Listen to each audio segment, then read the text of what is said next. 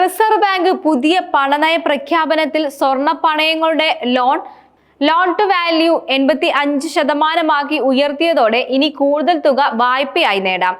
2.5 ലക്ഷം രൂപയായി താഴെയുള്ള സ്വർണ്ണ വായ്പക്കാർക്ക് സ്വർണത്തിന്റെ വിപണി മൂല്യത്തിന്റെ 85% വരെ വായ്പ അനുവദിക്കുക. നേരത്തെ 75% വരെയായിരുന്നു അനുവദിച്ചിരുന്നത്. ബാങ്ക് ഇതര ധനകാര്യ സ്ഥാപനങ്ങൾക്ക്, അതായത് NBFC വായ്പകളിൽ കൂടുതൽ അയവുള്ള സമീപനമെടുക്കാൻ ഈ തീരുമാനം സഹായിക്കും. Muthoot finance, Manappuram finance, IIFL എന്നിവയുടെ ഓഹരികൾ റിസർവ് ബാങ്കിന്റെ പ്രഖ്യാപനത്തിന് പിന്നാലെ കുതിച്ചുയരുകയാണ്.